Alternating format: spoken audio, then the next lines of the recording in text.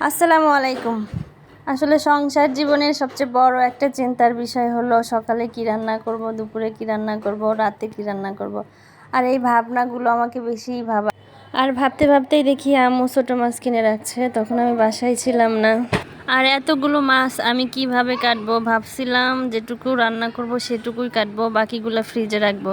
কিন্তু পরে আবার ভাবলাম যে ফ্রিজে রাখা ছোটো মাছ কাটতে অনেক কষ্ট হয়, এজন্য সবগুলো কেটে ধুয়ে পরিষ্কার করে নিয়েছি।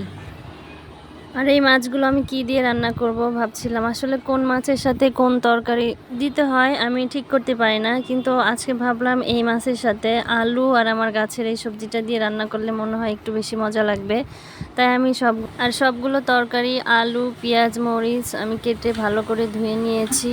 আর একটা কড়াইয়ে সবগুলো তরকারি আমি ঢেলে নিয়েছি, সাথে পেঁয়াজ, কাঁচামরিচ, পরিমাণ মতো লবণ, আর হাফ চা চামচ হলুদের গুঁড়া, মরিচের গুঁড়া, সজের গুঁড়া এবং 1 চা চামচ রসুন বাটা আর 1 চা চামচ জিরা বাটা এবং 3 টেবিল চামচ তেল দিয়েছি। তেলটা একটু বেশি দিয়েছি, আর ছোটো মাছে একটু বেশি তেল দিলে খেতে অনেক ভালো লাগে। তারপর হাত দিয়ে ভালো করে কিছুক্ষণ মেখে নিয়েছি।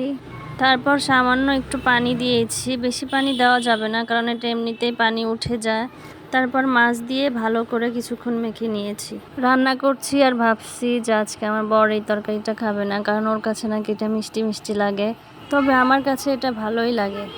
আর এভাবে কিছুক্ষণ ঢেকে রান্না করলে এই তরকারিটা হয়ে যাবে। আর আরেকটা চুলে আমি ভাত দিয়েছি, কারণ রান্নাটা আমাকে তাড়াতাড়ি শেষ করতে হবে। আর আজকে আমি কিছু রান্না করব না, কারণ কালকের মুরগি রান্না আছে আর এটা দিয়েই হয়ে যাবে। রান্নাটা শেষ করে বাবুদেরকে গোসল করাতে হবে। সো আজকের মতো এখানেই শেষ। আল্লাহ হাফেজ।